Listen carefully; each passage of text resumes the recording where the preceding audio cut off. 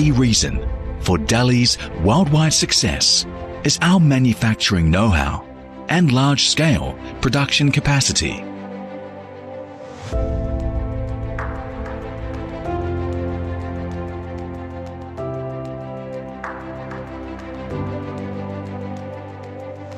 Starting from tooling, injection, stamping, surface finishing, and assembling, all the company key processes are managed in-house.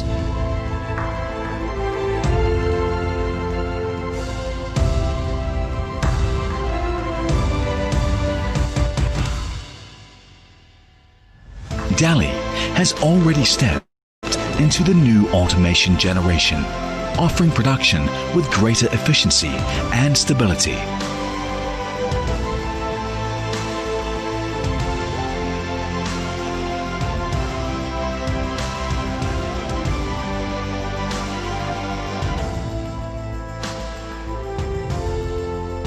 Each manufacturing step, from the raw material reception to the final product assembly, is strictly checked by the quality department, making sure every Deli product bought by the consumer shows our quality dedication.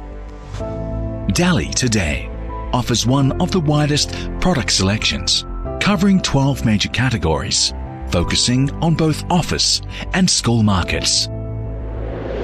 We provide our customers with tailored logistics solutions, offering quick delivery service, great after-sales systems, flexibility by helping stock management, and offering flexible MOQs. From Dubai to Moscow, from Mumbai to Warsaw, from Chicago to Tokyo, our ambition is to touch worldwide office and school consumers. To achieve that mission, we also rely on our distributors' networks, covering more than 100 countries. With the help of our partners, we make sure that Deli products and branding are well adapted to local markets.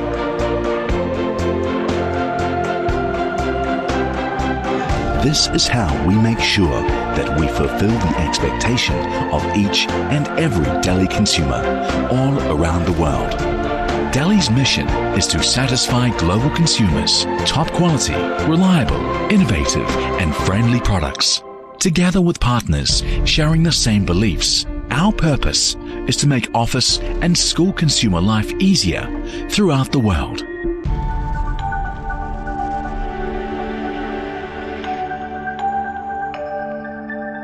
Deli Office, your best office mate. Deli School, so easy, so Deli.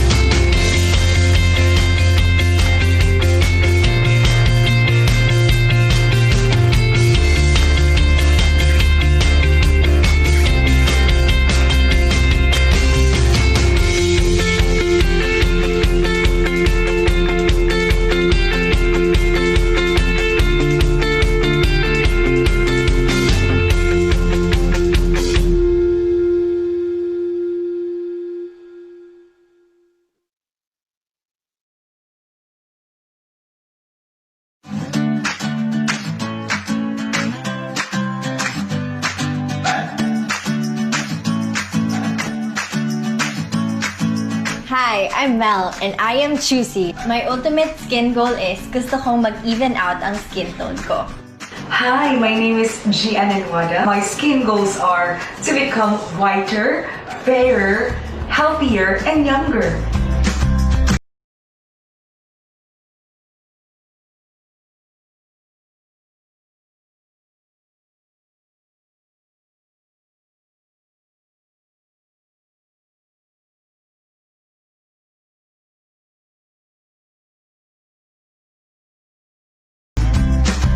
It really shows na yung skin ko ngayon mas moisturized, mas glowing, and mas healthy. Thanks to Glutasy, I got my skin tone back. Thank you so much, Glutasy.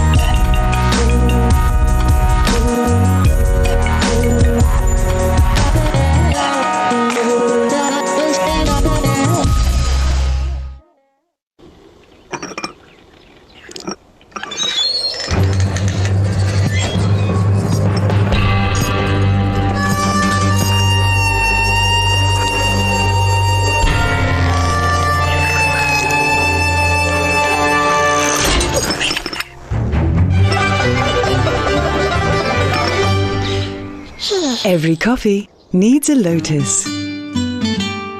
What's the secret to beauty's beauty?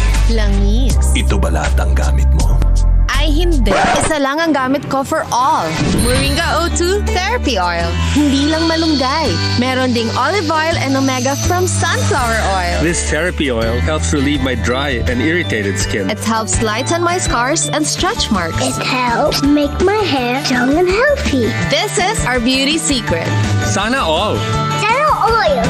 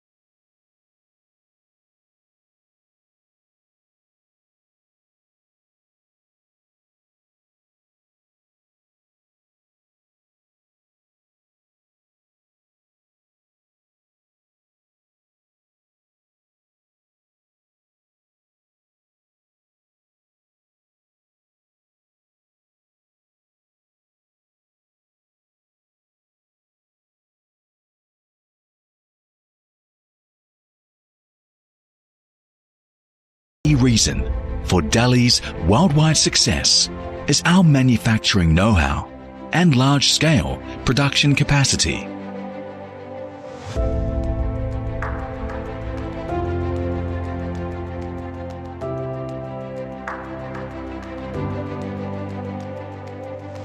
Starting from tooling, injection, stamping, surface finishing, and assembling, all the company key processes are managed in-house.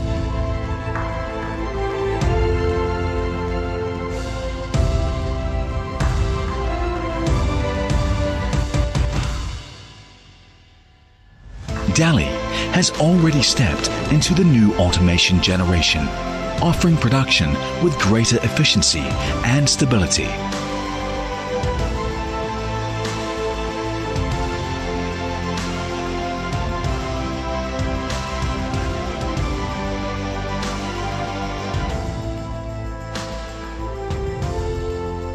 Each manufacturing step, from the raw material reception to the final product assembly, is strictly checked by the quality department, making sure every Deli product bought by the consumer shows our quality dedication.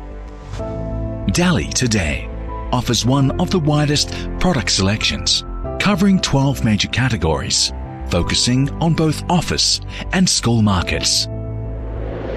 We provide our customers with tailored logistics solutions, offering quick delivery service, great after-sales systems, flexibility by helping stock management, and offering flexible MOQs.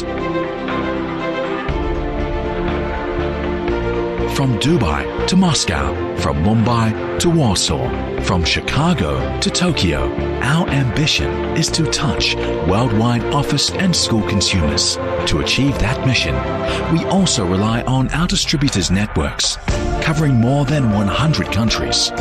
With the help of our partners, we make sure that Deli products and branding are well adapted to local markets.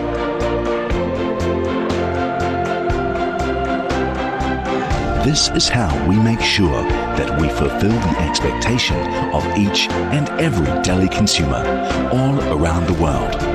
Deli's mission is to satisfy global consumers top quality, reliable, innovative, and friendly products. Together with partners sharing the same beliefs, our purpose is to make office and school consumer life easier throughout the world.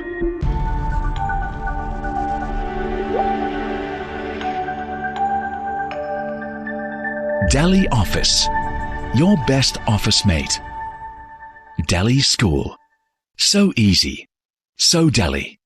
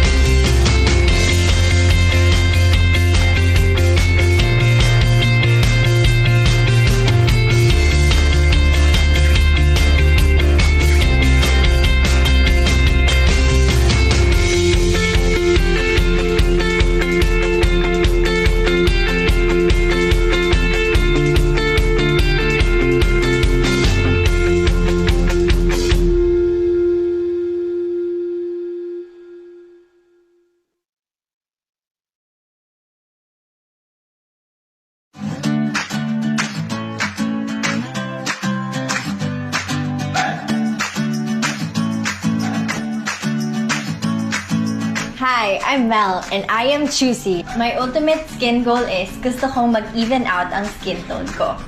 Hi, my name is Gian Anwada. My skin goals are to become whiter, fairer, healthier, and younger.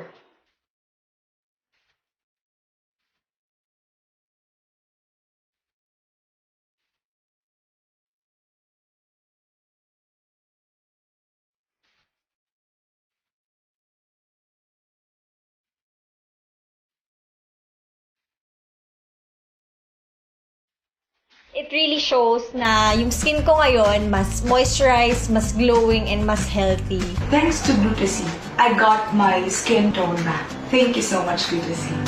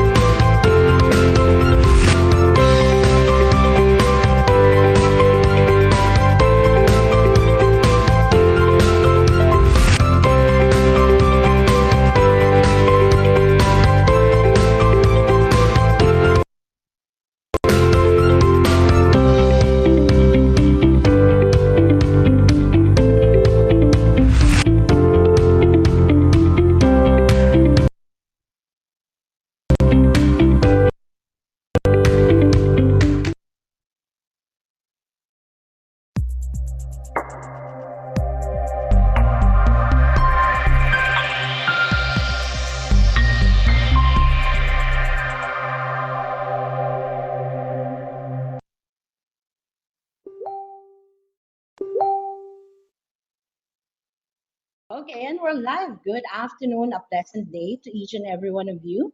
Good afternoon to our Zoom participants. And good afternoon to our FB Live viewers.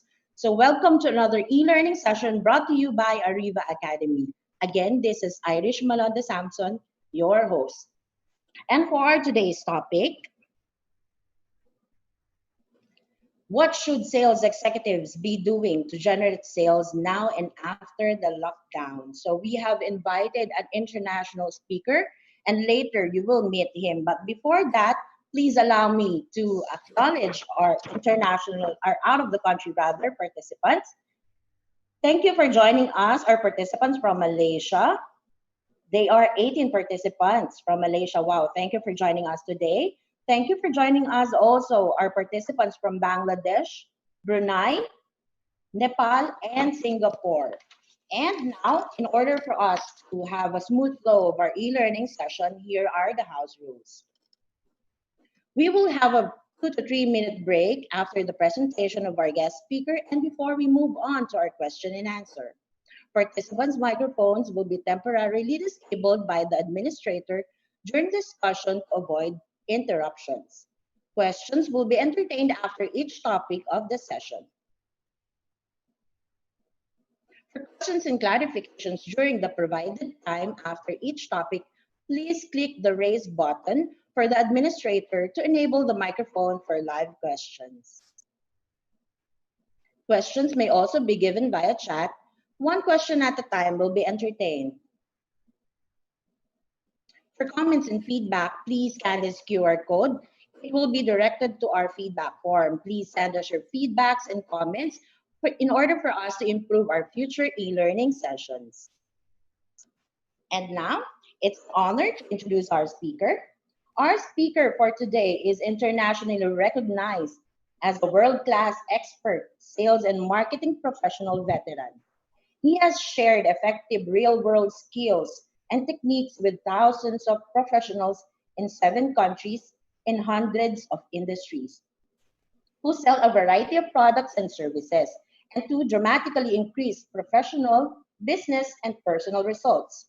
Presently, as president of Comtech Solutions, LLC USA, Group CEO of Comtech Innovative Group in Malaysia, and Executive Director of YCM Foundation. With the passion of selling owing in his veins, he is involved in the daily operations of the companies and functions as a highly productive sales professional with his team, leading them to perform with excellence.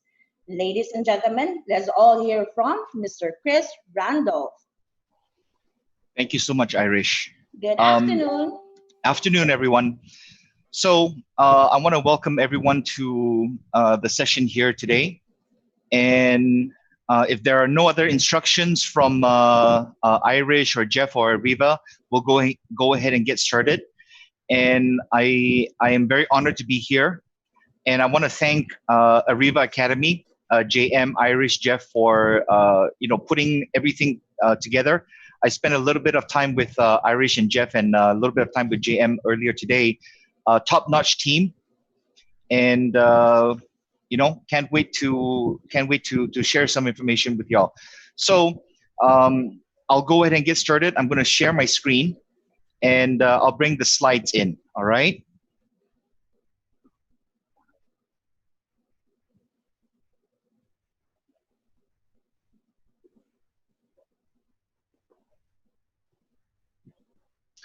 Okay, so one of the things that we're asking right now, almost every country, right? Almost every country now is in some kind of a lockdown or quarantine or a restricted movement order.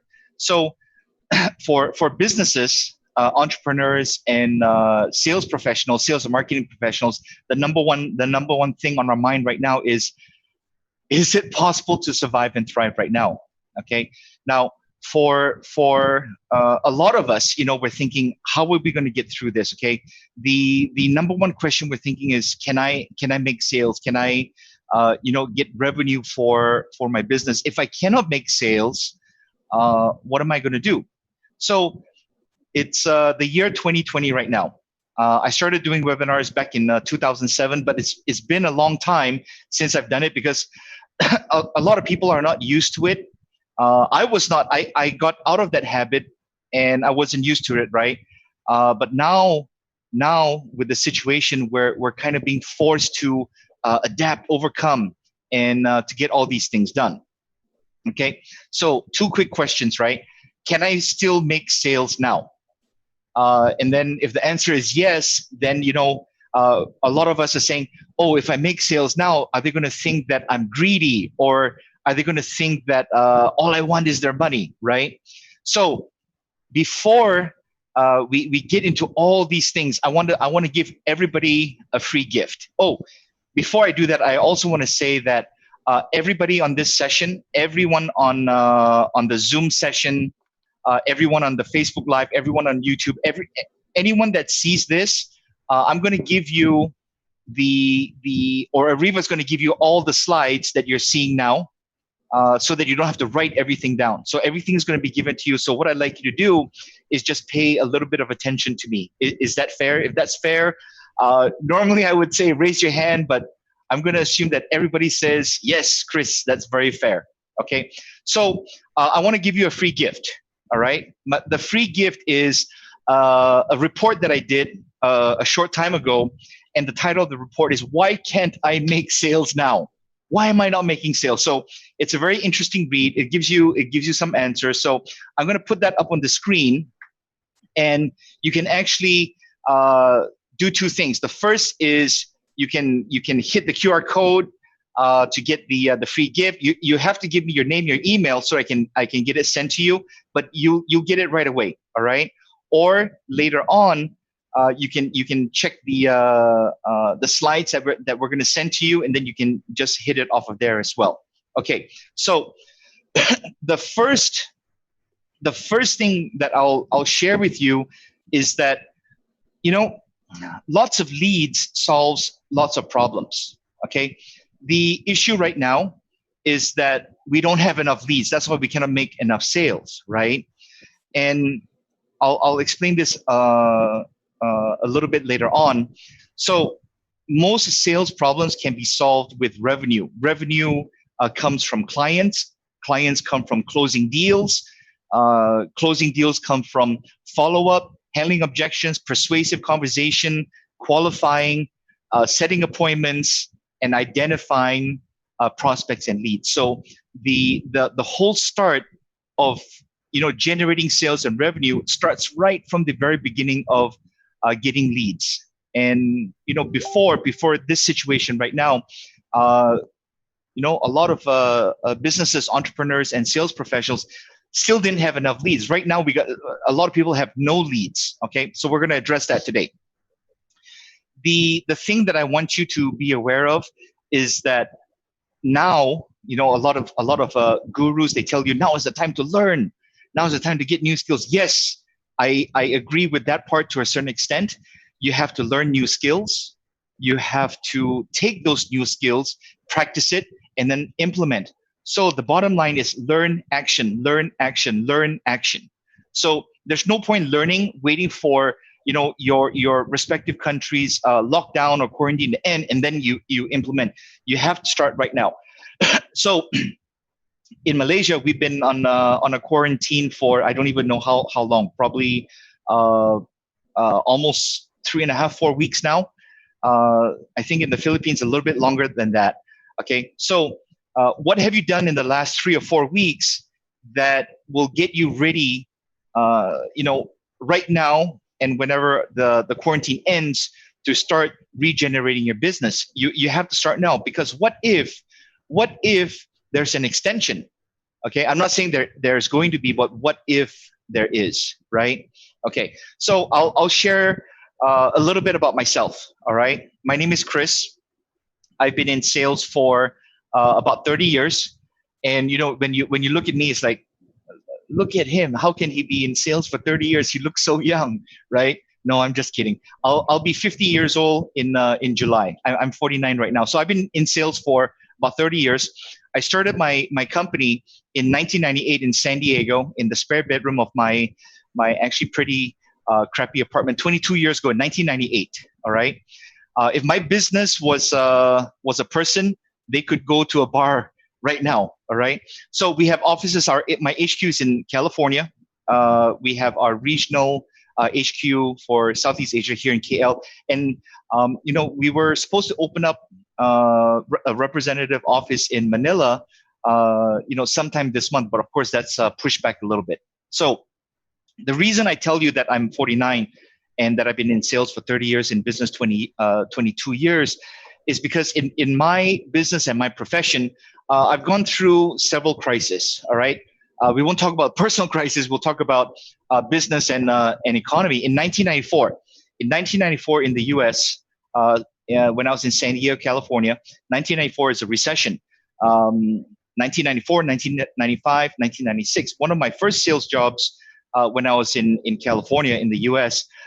Is I was working for Toyota as a sales executive in 1995 with the right kind of training, and implementing the skills that I learned. The first year that I was selling cars, I made about $97,000 US dollars in 1994. That's not bad for a 25-year-old kid. Then I started my company in 1998. In 2001, 9/11 hit. 9/11 hit. The whole United States. I mean, it was devastating. Businesses were just shut down. All activity stopped. Okay. And then in 2008, we had the financial crisis. And then now in 2020, we have COVID-19, right? So the COVID-19 right now, the main difference between the other crisis that I went through is that it's more chaotic now. There's more uncertainty. It's very confusing and it's very troubling for literally everyone, from the top right down to everyone on the ground. Whether you're a CEO of a company or a brand new person that just came in. So we're all experiencing the same thing. Okay, it's very uncertain. We cannot go out. We cannot really interact. Actually, not really. We cannot interact with anyone except on a situation like this. So I also want to tell you that we're going through tough times now, rocky times right now. Historically, boom times happen after tough times. The secret is that we have to be able to get through the tough times to make it to the boom.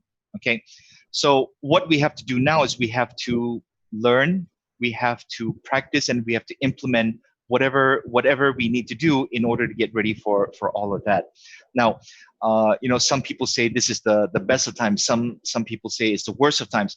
For some industries, they're doing very well. Okay, for a lot of industries, for a lot of companies, we're not doing well at all. So we can put people, we can put all these companies into two categories. The two categories are you going to give up and fight? Are you going to give up or are you going to fight, right? So the giving up for some of us, it means that we just do nothing. We wait and see. We wonder what we're going to do today. We wonder what we're going to do tomorrow. We wonder what we're going to do next week. We just, take a step back and just do nothing. And then the other, the fight, yes, we'll wait and see. We take a look at the situation. And then we there's a buzzword going around nowadays. It's, that buzzword is pivot, pivot your business, pivot your company. I don't know if I really agree with with the actual word pivot. What we really need to do is we need to outthink, we need to outperform, and it comes down to practice and learn and implement. Okay, that's what's going to get us through. All right. So the agenda today is we're going to talk about how do we transform our selling mindset. How do we transform our selling skill set, our abilities. We'll talk about some of the sales flaws. You see, right now, it's not like the whole situation is not that the sales is suffering because of COVID. We actually have flaws before, okay? And the flaws are coming out now, all right? And then we'll talk about what's working, okay? So the problem with salespeople, and I'll say whether it's a business owner or an entrepreneur or an actual, sales executive. Okay, business owners, entrepreneurs, sales executives. Our one of our functions is to generate revenue. Okay, so when I say salespeople, I don't mean to exclude the business owners and the entrepreneurs. So the problem with all these categories, right, with salespeople, is that what we found over many years, it's not a new problem, is that companies and individuals, they rather focus on product training versus selling skills training. They want to know all the technical things. They want to go through technical training rather than sales skills. Okay, what that has done is, even in good times, even in the best of times, 1/3 of business owners, entrepreneurs, and salespeople are ineffective, even in the best times, before we're entering this situation. Okay, and the sad truth is maybe it's more than 1/3. The reason for that is because they have no clue what to do. The number one problem is we don't do enough. We don't do enough of the right activities. Okay, so let's talk about mindset, very quickly. All right, so the other problem, not only with salespeople, but the problem with how other people look at people in sales, is that, oh, they're pushy, they're annoying, and they're greedy. And granted, some are, and some don't know how to say it the right way, so that we don't present ourselves as being pushy or annoying or greedy. And instead of saying pushy, I like to use this term, professionally persistent. Okay, greedy means that, and sometimes there's nothing really wrong with greed, right? But the situation is when someone says you're greedy, it's like you just want and you don't give. So it's kind of like a two-way street. So the problem is not the now. All right, the problem is not the now. The now just brought out more of the situation. Okay, the problem is not the MCO. The problem is not COVID-19. The problem is not the economy. The problem is that we're not prepared. The problem is we don't have enough skills. We don't have the right skills. We don't take enough action. Okay, we don't do enough, and we don't do enough of the right things. So the main problem, it comes down to these things that you see on your screen right now. Our prospects know too much. Sometimes our prospects know more than us, because of things like Professor Google. Anything that we want to ask, we ask Google. Google says, oh, this is the answer. So sometimes when we're talking to prospects, sometimes when we're talking to clients, they think, and sometimes they really do, they know more about our product or our service than we're telling them. Okay, and the other issue is that a lot of business owners, entrepreneurs, salespeople, sales executives, they like to focus on features versus the benefits. So the feature is what something is, and a benefit is what something does for them. Okay, so instead of saying, okay, this thing is square, this thing is, whatever the features are, we should be focusing on what benefit is the prospect or the client going to get out of dealing with us, in us providing the service or the product to them.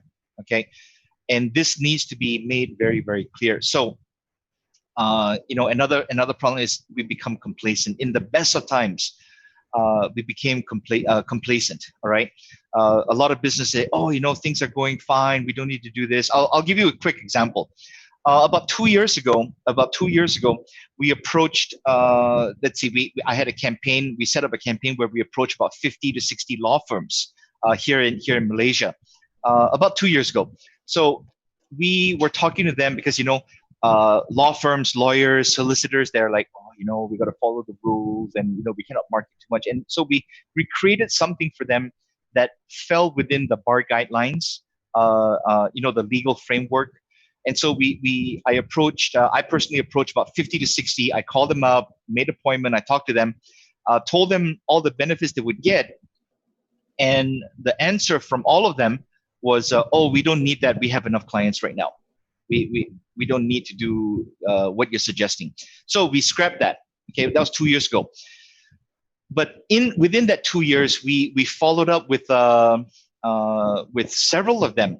I think it was like 2 or 3 dozen that we followed. We send them information. Keeping in touch with them. And last week, or about 10 days ago, 3 of them approached us and said, "Hey, you know what? We received this information. We remember talking to you about 2 years ago. We need your help now." Okay, the complacency that business owners, entrepreneurs, and sales executives have, when we're not in a situation like this, it's like, you know what? Tomorrow's another day. I'm okay for now. We need to get rid of that mentality. We must get rid of it. Okay, learning, practice, and implementation. All right, and then the other situation is we're not skilled enough. We don't know how to prospect the right way. Okay, if let's say you prospect, how many of us have this experience where we try to talk to someone? Hey, you're trying to sell me something. Okay, if they're doing that, you're doing 2 things wrong. First is they're not the right person that you should be talking to, so they're not qualified. Second is maybe you're saying the wrong things, and we'll touch on this a little bit more, later on. Okay, so business owners, entrepreneurs, and sales executives. These are the problems that we face, right? We compete on price. When you let go of the feature and the benefit, when you let go of like, this is how my product or service is going to benefit you, then we compete on price. Then it's like, then we start going into a price war. It's like, oh, my competitor does it for 200, I'll do it for 190, and then we start fighting each other. Okay, so if you always compete on price, you're not selling. Okay, and frankly, honestly, everyone listening here, who loves to deal with the price buyers, right? The next problem is we don't reach decision makers. We for a couple of reasons. First, we think they're busy. Second is they really are busy. Third is we don't have a strategy to reach decision makers. Or, we have competition and we're always losing deals to the competition. Sometimes your sales cycle is too long, all right? Now, there's some industries where the sales cycle is long, but we sometimes let it go too far, all right? One of the biggest problems is having unqualified or not enough leads to talk to. How many times have you woken up in the morning before COVID-19?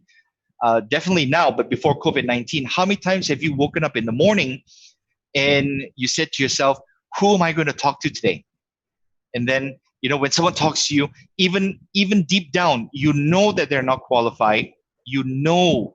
They're not qualified, but you still talk to them because someone's talking to you. And you grab onto it as if you're drowning, and you grab onto a life raft. All right. We don't know how to handle objections. Okay, objections like, I'm not interested. Your price is too high. Got to check with my partner. Got to check with my boss. Don't have the budget. Whatever the objections that you get in your profession. How do we normally answer? It's like, oh no, it's not. Oh, okay, I understand. Okay, so how do you really handle objections? Objection handling, there's a structure. Okay, there's a way to handle objections without coming across pushy, without coming across as it's like, I don't care about what you're saying. All right. When COVID-19 is over, or almost over, or we get down of a lockdown and quarantine situations, what we're going to have increased competition, right? Some companies will be out of business because they cannot handle it. All right. But there's going to be less consumers or less prospects and more people trying to sell to them. Now, if you have a situation where you're always sending out price quotes and you don't get any deals, or you get no answers, then you're doing something wrong. You're doing something wrong in your proposal. You're doing something wrong in your approach. You're doing something wrong that is making them not say yes to you. Okay. If you're struggling to sell value, then you don't know the real distinction between what's a feature and what's a benefit. Okay.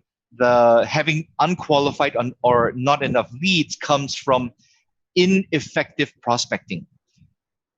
I'll share this with you. I've been in sales for 30 years, run my company for 22 years. One of the best things that we do is we cold call. All right. Now, cold calling is not for everyone, because you think you don't know how to do it. All right. But I'll share this with you. I spend 1.5 to 2 hours every single day, and I still cold call. All right. I use my scripts. I practice my scripts. I practice my objections every single day. Now, here's where most of the deals are lost, where we don't follow up. I want to share one of my philosophies with you. One of my philosophies on follow up is follow up, follow up, follow up, follow up until they buy or they die. Okay. Now, I'm not saying that you hope that they die. All right.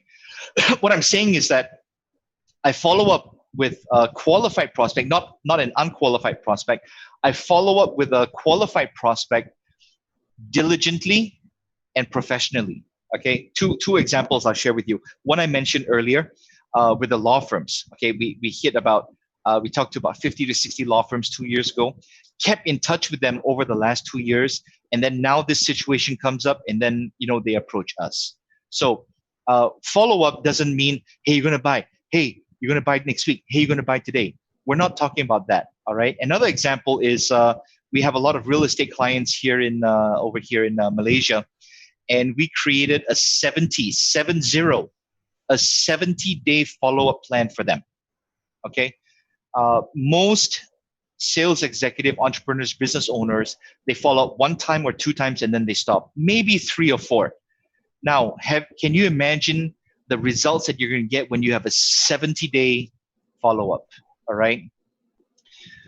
All of this, everything that I just mentioned, all of this is caused by a lack or a non-existence of a proper sales process and system. You see, here's the first thing. A lot of us, there's a perception, that you're in sales. Oh, because you couldn't do anything else. All right. Or you're not smart enough to be a doctor or a lawyer, so you became a salesperson. We have to get rid of that. We have to get rid of the mentality.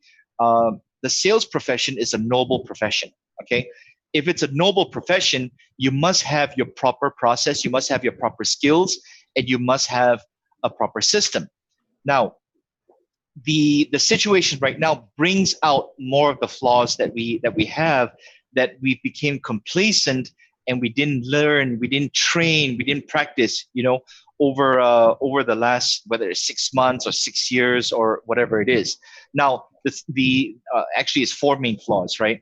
The 4 main flaws here are what salespeople tend to do is they just show up and they throw up. Okay, what I mean by that is that when you're in front of someone, you just regurgitate everything about your company, about your product or your service. You're not really asking questions. You're not talking about benefits that they're going to get. You just regurgitate everything. And here's another thing. When you show up and throw up, you're doing this if your prospect suddenly gets like a little bit bored, or he's saying, oh, can you speed it up a little, or skip that and then just tell me this. When you hear that, that's when that's what you're doing. All right. I want to caution everyone on this one as well. Okay. If you start your presentation talking about, oh, my company is this, and this is our building, and these are the awards that we get. As a prospect, I take a lot of appointments from sales executives as well, and whenever they start talking too much about the history of the company and and all these things, I'll say, you know what? I don't need to hear that. I need you to pick it up and move on. Okay. The second flaw is pitching everybody. Okay. In direct selling, notorious in direct selling. There's a term. Everyone within 1 meter or 6 feet or whatever the distance is, tell everybody. Okay. Here's the thing. If you're pitching everybody, you're pitching the same message. If you're pitching everybody, you're actually selling nobody. Okay. The whatever the business is, whatever the industry is, you have to make sure that the prospect is qualified and they can benefit from what you have. Or brain picking, where you don't know how to qualify the right way, where you think that everybody is a prospect. And then the one of the final flaws is relationship selling. Now, I'm not saying like create a relationship with a prospect. What I mean is that you become too good. You become too good with them. You're too friendly with them. They give you a call, you answer, and then you do whatever they want. Thinking that because of the relationship, you're going to get all the sales. Now, in today's economy, in today's business, this has less of importance in the criteria of most people making a buying or financial decision. So now that we know what doesn't work, what is working? I'm going to tell you this, okay? These things that you see right now, they've worked before. They're working now during quarantine and lockdown, and they're going to work when everything is over, okay? The first thing that you have to realize is that you got to have people to talk to, and it's not just anybody. All right, you have to prospect. You have to get the right kind of prospect. You have to make sure that the prospect is qualified. Then you have to provide insight and value to kind of make them say, hey, you know what? Maybe I should listen to Chris. Okay. And then you have to qualify and disqualify. Most people just think that, oh, they're talking to me, I'm going to try and sell them. All right. You have to qualify them in whatever criteria your business is, whatever your product or service is. Don't spend too much time, dealing with people that are disqualified by you. All right. I'm not saying ignore them or brush them off. What I am saying is you want to spend your time, because right now, this becomes even more apparent. Right now, what is even more apparent is that time is our one of our biggest resources. Okay, so we want to spend time with quality prospects that are qualified, and we can, which comes to the next point, where we can solve their problem and we can show benefits to them. So you have to find prospects that have a problem, whether they realize it or not. Now, if they realize they have a problem, then it's a little bit easier. Then you can show them how you're going to solve the problem, show them the benefits they're going to get. What's a little bit more challenging is when they have a problem, they think they might or might not have a problem, but they don't really think it's a problem. That's going to be more of a challenge, okay? That's where sales skills comes in. So if you don't have sales skills, if you don't have selling skills, you're not going to sell, all right? And of course, what really works is follow-up, okay? Now, in 2019, a study was done, and I suspect that these numbers are a little off, because it says that the study says that 67% of the salespeople have reached out to less than 250 leads. Now, 250 leads sounds like a lot, all right? Actually, I suspect the number is way lower. But let's think about this.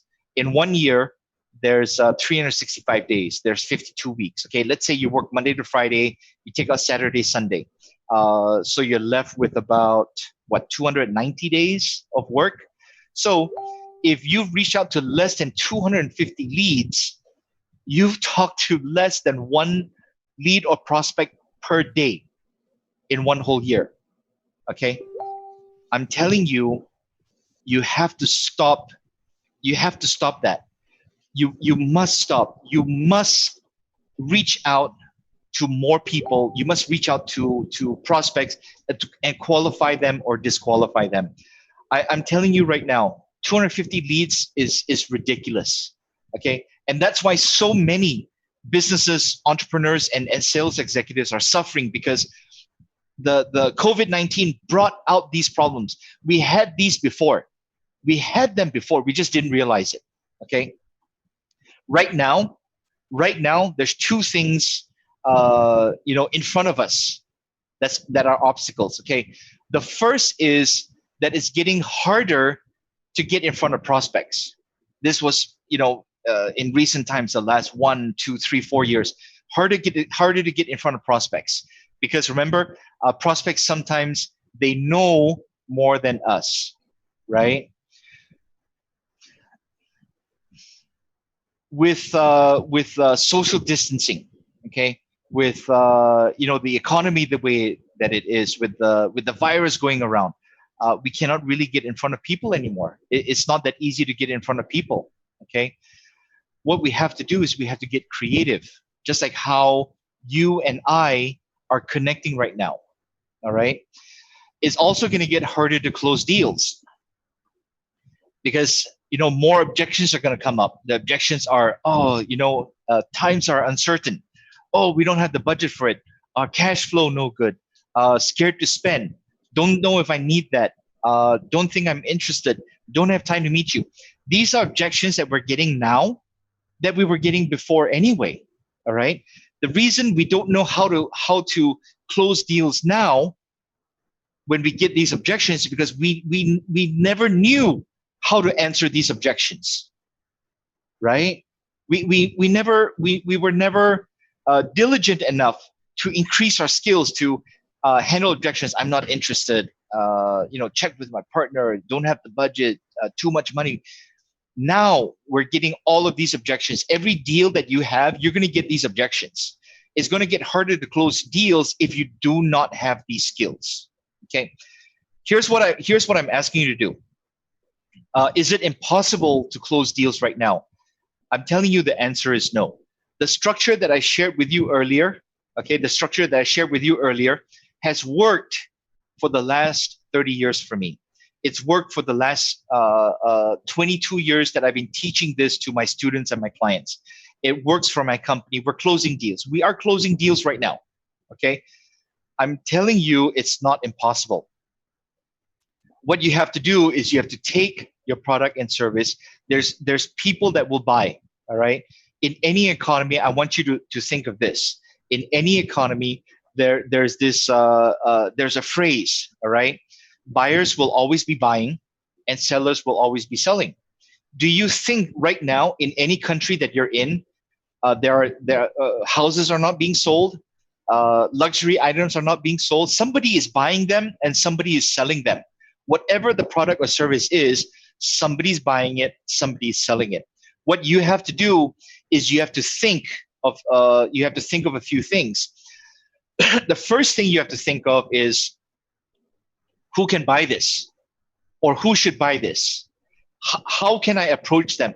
I'm going to share a formula with you in a while on how we can do this. All right. So you need to figure out how are you going to take your product and your service and pitch the features and the benefits for the benefit of the prospect, so that they can turn into a client. Okay. So right now, I know there's a lot of business owners, entrepreneurs, and sales professionals that's not prospecting. They're not practicing their skills and not saying, I need to get better in prospecting. I need to get better in cold calling, in telesales, in telephone etiquette, in handling objections. How do I qualify someone? You're not asking yourself these questions.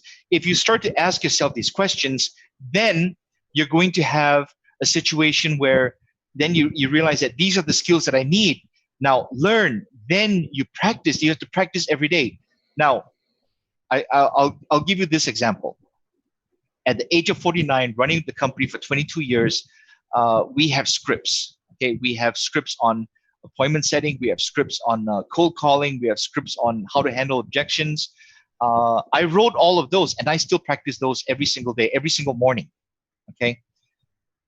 And some of you are saying, "Oh, we don't like scripts. Oh, scripts are no good. Makes me sound like a robot. Makes me sound like I'm reading." The reason you sound like a robot, the reason you sound like you're reading, is because you're not practicing. And I'll share this with you, all of you, every single person. If you're on the phone, if you're talking to customers, you have a script. You have a script right now.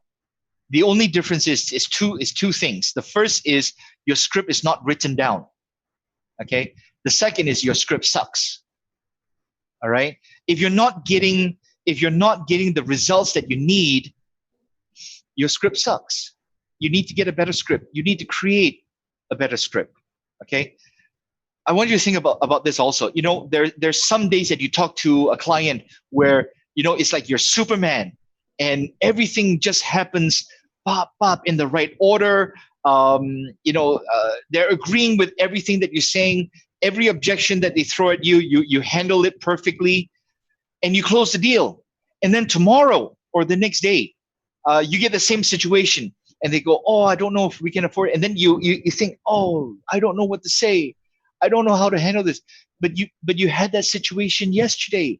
The reason that you don't know how to do it today and you did it well yesterday is because your script is not written down.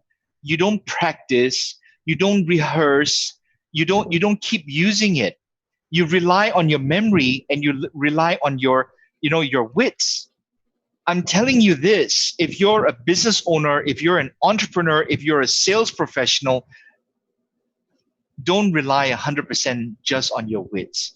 You need to get your script. You need to get your skills. You need to know how to pitch. You need to know how to use the phone. You need to know how to cold call. You need to know how to do telesales. You need to know how to qualify. You need to know how to present persuasively. You need to know how to handle objections. You need to know how to close. You need to know how to follow up. You need to know how to do all these things. Now, am I saying that you're going to go from today to tomorrow? Like, okay, you make no cold calls a day. Tomorrow, I want you to make 100. No, you're going to die if you do that. All right. And even if you can make 100 tomorrow, can you make 100 every single day for the rest of this year? Okay. Here's what I know. If you had to, if your life depended on it, you would do that. All right. But we cannot keep up that pace. Here's a formula I want to share with you. Okay. The formula is you make small changes and you have daily action, and that gives you massive results. I'll give you an example. Let's say some of us want to lose weight. Let's say we want to lose 10 kilograms, right? Do we go to the gym for 10 hours in one day and then we lose 10 kilograms the next day? No, it doesn't happen that way. You got to go to the gym consistently and do something every day, and that's how you lose the weight.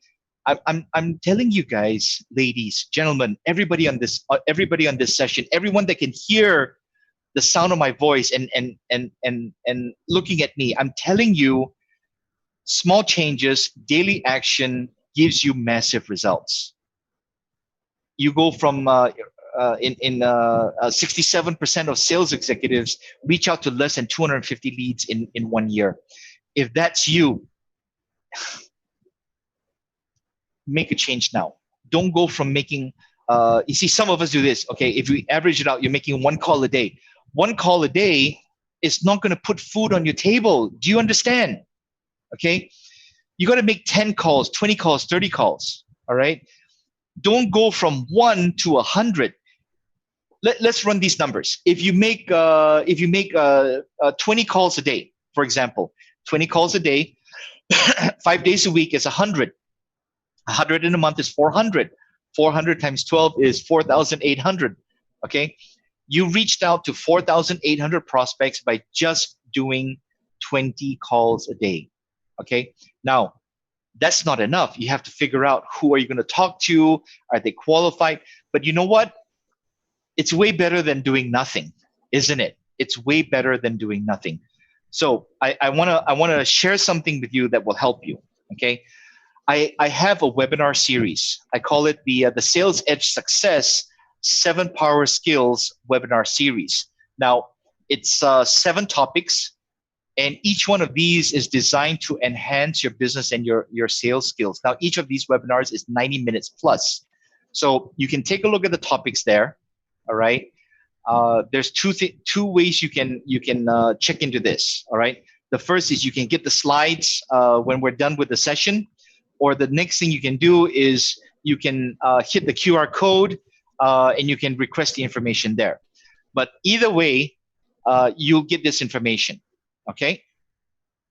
Now, here's 2 main activities that business owners, entrepreneurs, and sales professionals need to do.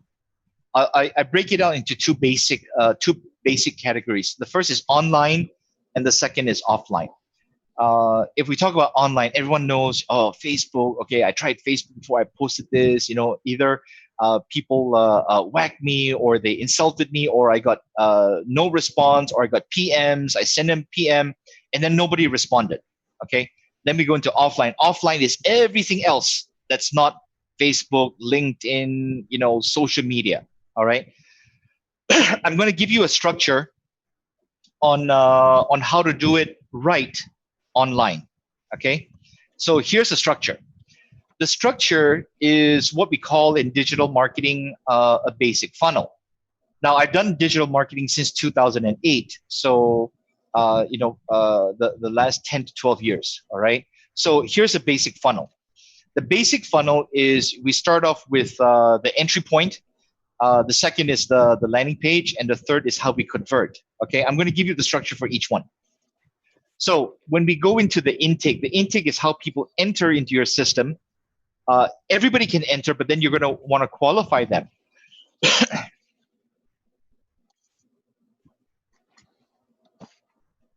So when you post on Facebook, sometimes you go, hey, I got this, I got this product, I got this service. Who wants it? That's what most of us do, right? Whatever your product or service is, it's like, hey, I got this. Do you want it? PM. Stop doing that. All right. First, you have to call out the person. You have to qualify them. You have to make them say, yeah, that's me. I think I'm interested in that. Right. So the structure is this. Are you a fill in the blank? Are you a whatever your demographic prospect is? Are you a, or if you are a, all right? And you want, okay, I'll give an example.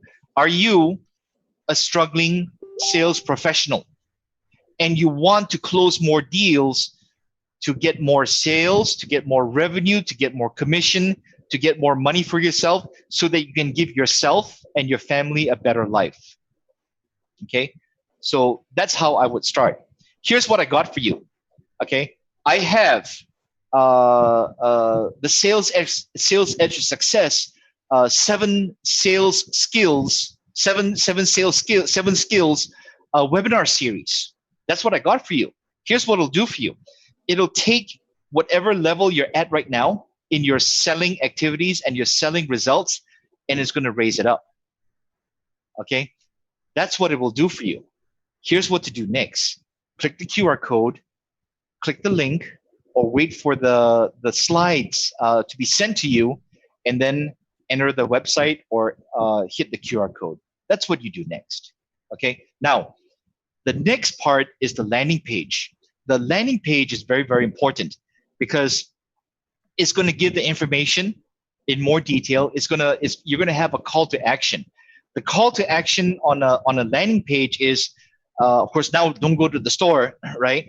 Maybe visit online, e-commerce buy, or attend an event. Just like how everyone on this session, you saw a link, you clicked it, and then you went to a form to fill in, and you registered yourself for the session, right? So that's going for the event. Or you can download, you can get information, you download information, or you can request a call, or you can set an appointment, okay?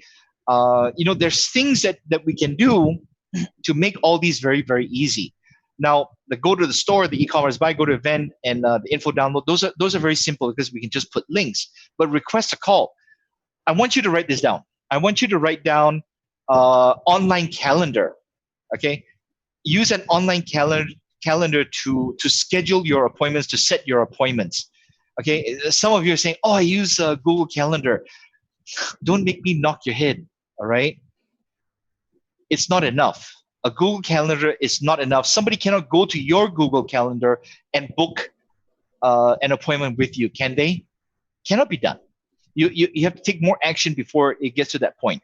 Okay, for those of you that will get the free gift or get information on the webinar series, I'm going to show you exactly how this part works. All right. So I'm going to show you how that works in a little while. Okay, so you have all these things on your landing page. Now, sorry, let me rephrase that. You should not have all these things on your landing page. You should have maximum 1 or 2 actions for them to take when they're on the landing page. Because when you have all these things, then people get confused. Okay, so pick 1 or 2. Okay, so after the landing page, this is what you do. You have to follow up, you have to educate, you have to nurture, you have to build relationship, and you have to close the deal. Now, why do we go through this whole process from the intake, the landing page, and closing the deal? The reason we do this is very simple. I want you to think of a time when you were going to buy something, and then you said, I'm going to buy it tomorrow. And then tomorrow comes in and you forgot, oh, where was that place again? We've all done it. All right. You see, buyers are the people that are ready to buy. You have a couple characteristics. Okay. The first are, I'm going to buy right now. They say, I'm going to buy right now, and they take action now. Then you have the other ones that say, I'm going to buy, but I'll buy tomorrow. Okay. Then you have another one that says, I'm going to buy, but I'll be ready in 6 months. Then, of course, you have the ones that say, I'm never going to buy, right? But you want to classify, these 3 or 4 categories so that you know how you're going to follow up, how you're going to educate them, how you're going to keep the relationship, and eventually how you're going to close the deal. Because most of us have said that I want to buy this, and I think I'll be ready in a week. And then 1 week passes, we say, I'm ready to buy this, but I forgot who I'm going to buy it from. And then you just find somebody else. What if you're the one that created the interest, created the desire, and made that person say, I want to buy this, but I'll buy next week. And then 1 week later, you're the one that created that. You're the one that's responsible for creating this desire to buy that particular product, but they didn't buy it from you. How many times has that happened? How many times have you done that when you were trying to buy something? Okay, in business, for entrepreneurs, business owners, and sales executives, you must hit the ones that are going to buy now. You have to hit the ones that say, I'm going to buy now, but I'm going to wait a bit. Or I really want this, but I'm going to wait a while. Okay, you must be able to tackle those people, those individuals. Now, I'm gonna offer you something. Okay, this one is free. Okay, I'm gonna help you get your business, your service, and your products online. Okay, I'm going to teach you exactly how to do it, and there's no charge for this. Okay, so this is what you do. Now, remember earlier when I said that I'm going to teach you how to set an appointment on an online calendar. This is how it's done. All right. So now I'm telling you that if you're a business owner, if you're an entrepreneur, if you're a sales professional, and you want to put your business, your service, or your products online now, and you don't know how to do it, or you don't know how to market it the right way, this is what you do. You click on this QR code. It'll take you to my online calendar, and you choose a day and a time according to my availability, and you book the time with me. Okay, I'm going to go on to the next slide very quickly, but I'll give you about 10 seconds to take a picture of this if you're using your desktop. If you're using your phone to watch this session, you can take a screenshot, or you can wait for the PDF slides to come to you, and then you can click on that link to set your appointment. Okay, so let's go into offline. Offline, very simple 3-step process. I'm going to tell you this, yeah? It's a very simple 3-step process, but it's not easy, okay? There's a lot of work. There's a lot of things that you have to do. There's a lot of preparation. There's many things you have to do. But in sales, in selling, business owners, entrepreneurs, sales professionals, in selling, you have 3 basic things. Identify your target, present persuasively, make an irresistible offer. Okay? let's break down each one. Now, identifying the target. Most of us think, like the salespeople, they just want to talk to everyone. Do you want to buy? Do you want to buy? Do you want to buy? Do you want to buy? Do you want to buy? No, we don't do that. Okay. What we do is we figure out who our perfect client is. Before we figure out who our perfect client is, what I want you to do is I want you to take something to write on, and I want you to list out using a pen and paper.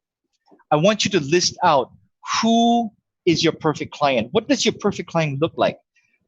Male, female, 20 to 30, 30 to 50, profession, neighborhood, where do they live? What do they like? I want you to list out who your perfect client is. I'll give you one example. We deal a lot with insurance agents. We train insurance agents.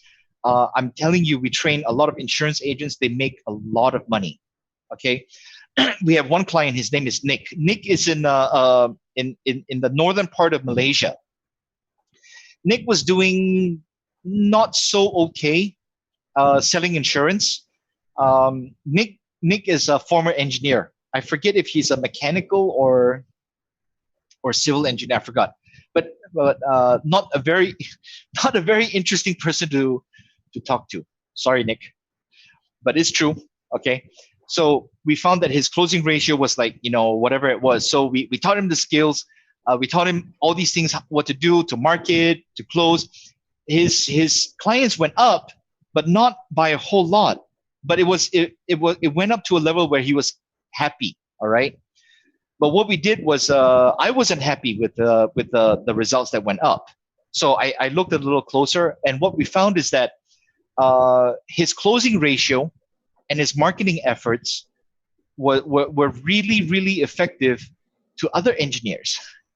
Okay, so when Nick was talking to a non-engineer, it was like boring, it was dry and whatnot. But when he was talking to other engineers, it was like they were really clicking. Okay, so what we did was we kind of ignored most of everyone else, and we focused on engineers. Okay, and his closing went all the way up. When I talk about perfect client, that's what I'm talking about. Then the next part is, how are you going to reach out to them? How are you going to solve their problem? How are you going to make them realize that, damn, I have a problem, and then I'm here to solve it for you. Okay. Now, not everybody makes a decision immediately, right? We try to, but not everybody makes a decision immediately. So we have to follow up. Do you know how to follow up? Okay. In the my webinar series, the 7 sales skills, we devote one session, a 90-minute session, just on follow-up. Okay. I will teach you how to follow up so that they never get pissed at you. They don't get angry with you. They will never say you're annoying. You will never forget anyone that you've ever talked to that you must follow up with them, because as a business owner, entrepreneur, or a sales professional, you're sitting at your desk one day, or you're trying to do your work, and then you go, I forgot to call that guy last week. And then you're shy. You feel shy to call them and say, hey, I forgot to call you last week. My follow-up sucks. Okay? We will teach you how to be a master at follow-up. If you know Ariva, if you know JM, you ask him, do I know how to follow up? Ask Irish, do I know how to follow up? Okay? So I'm telling you that one of the biggest problems that business owners, entrepreneurs, and sales executives, sales professionals have, whether you're in insurance, whether you're real estate, whether you're direct selling, whether you sell machinery, whatever it is, I'm telling you, your follow-up sucks. And you need to change that now. Just the follow-up part will change your business. I'm telling you, it will change your business. So that's one of the modules in our 7 skills webinar series. You need to check that out. Okay. So the next part, persuasive presentation. You have to know what to say. You have to know how to say it, and you have to know when to say it. Okay. Oh, my company is this, and we're in this building. We got 200 staff. Da, da, da. People don't want to hear too much of that. Okay. You got to know what to say. Now, do you never say that part? Do you never talk about your company? No, I'm not saying that. What I'm saying is that you got to know when to say it. You got to know when to go. Ask the closing question. You got to know when to be firm. You got to know when to be soft. You got to know how to say these things. Okay. You got to know when to smile. You got to know when to frown a bit. You got to know when to push forward, when to pull back a little bit. If you need to know these things, okay, we don't have time on this session to go into that. That's a whole different module. But if you need to know these things, that's one of the modules in my 7 Sales Skills webinar series. You need to check that out. Okay. Now, irresistible offer. Irresistible offer does not mean, it's $1,000. It's $1,000 ringgit, peso, whatever it is. It's 1,000. Today you can get it for 10. Now that is an irresistible offer, but it's like that's not it. Okay, we're talking about when we talk about irresistible offer, what is the value of the product or the service? What is the benefit that the prospect is going to receive from this?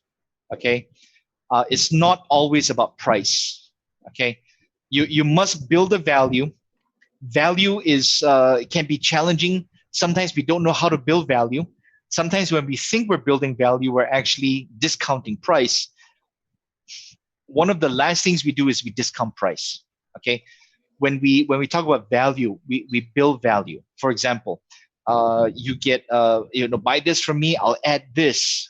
I'll throw it in as a free service. Okay, so that's how you build value.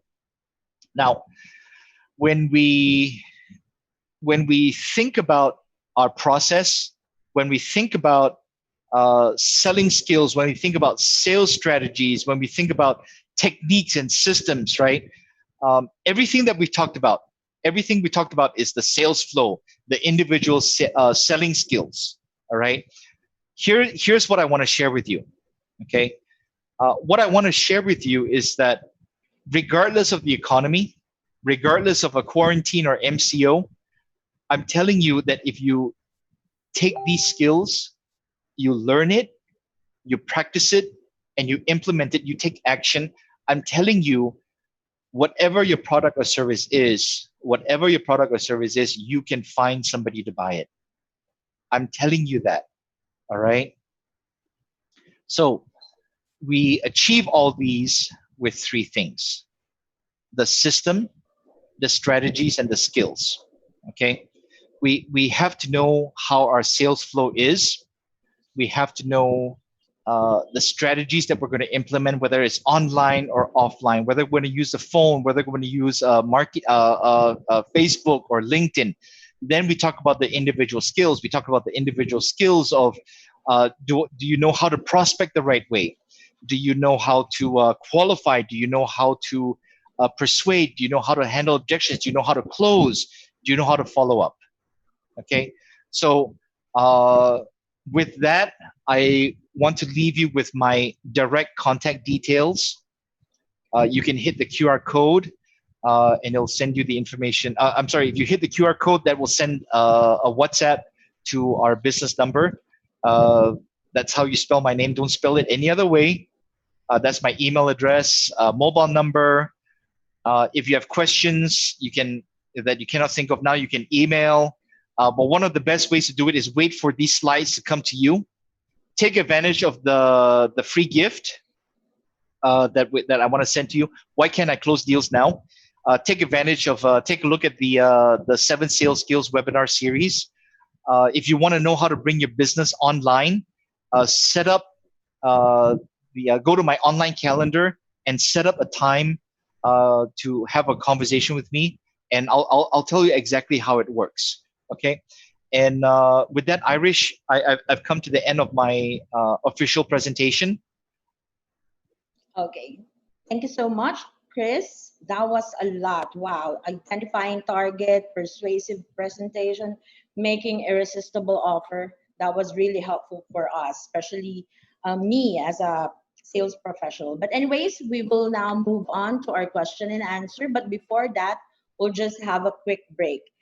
And for our participants, before we move on to our break, I would like first to greet happy birthday to our participants, Sir Nestor, Christine, Mylene, and Winnie. Happy birthday and thank you for spending your day with us.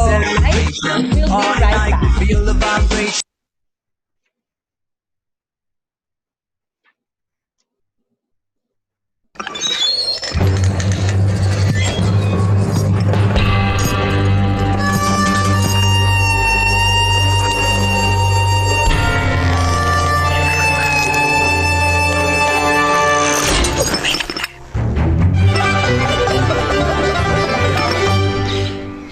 Every coffee needs a lotus.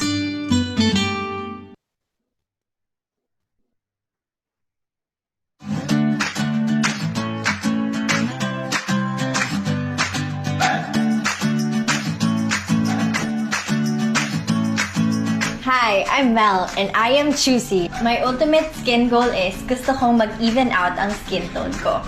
Hi, my name is Gian Anwada. My skin goals are to become whiter, fairer, healthier, and younger.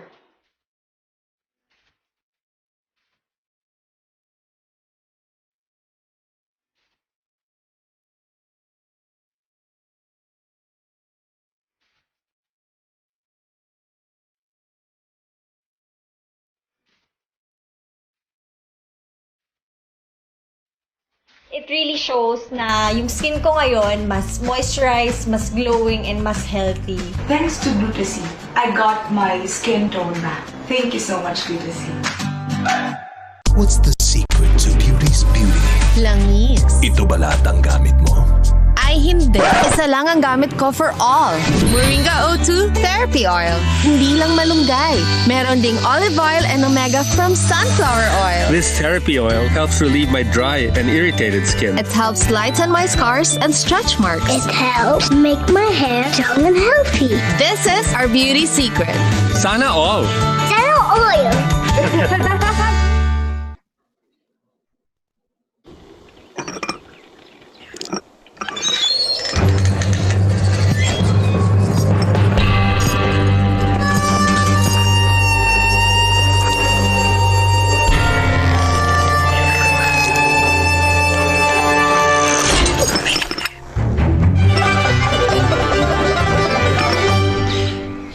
Every coffee needs a lotus.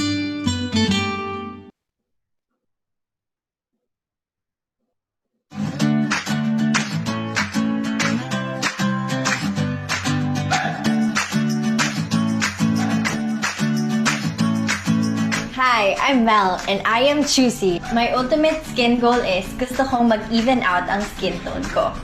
Hi, my name is Gian Anwada. My skin goals are to become whiter, fairer, healthier, and younger.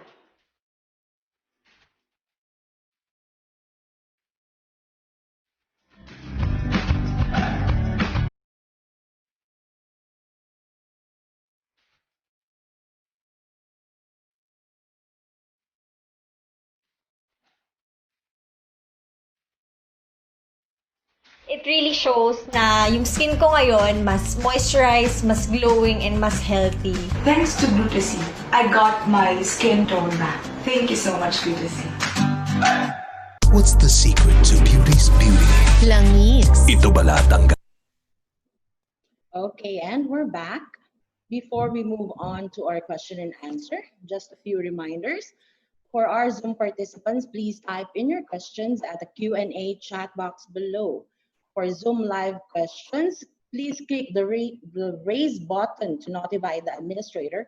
And for our Facebook live viewers, please type in your questions at the comment box.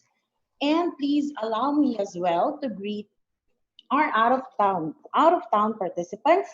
They are from Angeles City, Bacolod City, Baguio City, Bonifacio, Misamis Occidental, Cagayan de Oro City. Thank you for joining us today.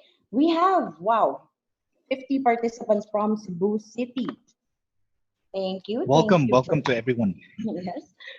And City of San Fernando, Pampanga. We also have participants, 17 participants from Davao City, 10 participants from Iloilo, Mexico, Pampanga, San Antonio and Nueva Ecija, Tacloban City, Tarlac City, and Zamboanga City. I would like also to acknowledge our partner speakers are watching right now, Ms. Vivian, Sir Joey Reyes, Eric Manalo, Sir Raymond.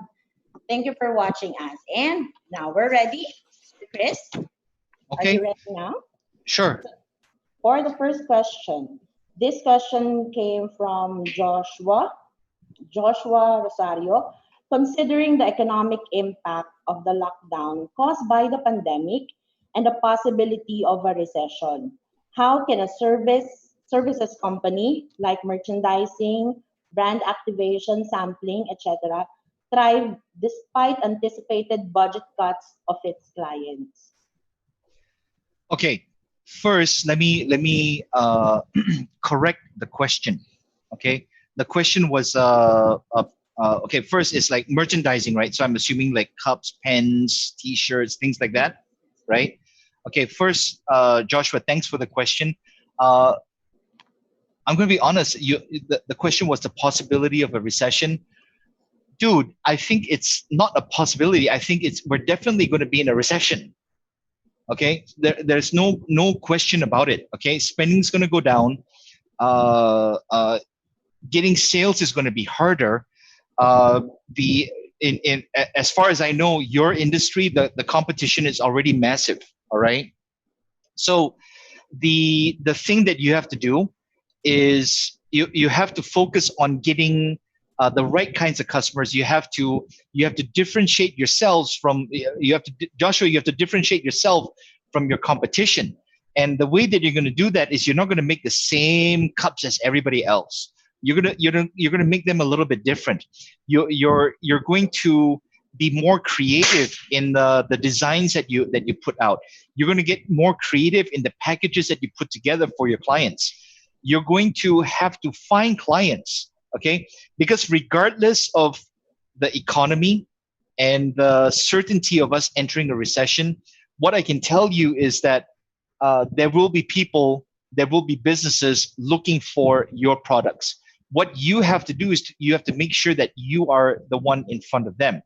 And one of the ways to do that, one of the main ways to do that is to have a very strong online presence. In order to have a strong online presence, we're out of the scope of this discussion. I can probably spend the whole day talking about that. But what I encourage you to do, Joshua, is click the link, make an appointment with me on my calendar, and we can discuss on how we can do that for your business, for your company. All right. I hope that answered the question. Do we have the next one, Irish? Okay, from anonymous attendee, I am a sales in an international freight forwarding. I deal with manufacturing companies engaged in exports and imports. Can you give me an idea how I can expand my markets in this situation? Okay, that's one of the industries that's kind of screwed right now. Mm-hmm. All right, the freight forwarding. If you're focusing on you see, freight forwarders, I can throw a stone, and I can probably find one somewhere around. Yeah, you have a lot of competition. What you can do is anonymous, right? The name of this person, right? We don't know the name. Irish. Okay. There's a couple things you can do. You can have the lower end, and you can have the higher end. Okay. The lower end is whatever you're doing now. Like containers, pallets, and commercial, private. Then you have the higher end. Okay, the higher end, the spending power is a little bit higher. Okay, let's say somebody wants to wrap art or sculpture or whatever it is. Okay, you want to show that you can wrap it with care. with diligence, with attention to detail. I'll give you an example. Okay, Disneyland is closed right now. All right, there's no way that Disneyland is open. However, when Disneyland started this service many years ago, if you've ever been to Disneyland or you've been to an amusement park, you know the one thing that people hate is the long lines, right? So Disneyland started what they call the concierge service, where you pay one of their employees, but it's like dedicated employees to bring you around, show you the quickest way around the whole place, and and cut the lines. All right. And when they started it, they were charging, if I recall correctly, my numbers might be wrong, but when they started, they were charging like 40, 50 USD per hour. They had a waiting list of people wanting to do that, right? So what they did was they upped the price to 300 USD per hour, and they upped it again to 600 USD per hour, and they still had a waiting list. The people with the spending power, what you should do is try to take your business and apply it to them, and to be able to service them. Okay, there's people that's going to be moving, a lot of moving, not from one city to another city. We're gonna be talking about people moving their homes from one country to another, from one end of the world to another. Okay. Maybe you can have a service where you pack up all their things that they have, whether it's in Philippines going to somewhere else or another country coming into the Philippines. Okay, but the underlying factor is that you got to get out there, and this is the same advice for everyone. You got to get out there. You got to get in front of people, whether it's a digital like this using technology. You got to get on the phone. You got to get online. All right. We all have to do those things. Okay. Do we have the next question, Irish? Yes, this question is from Mary Ann Kumawal. Right.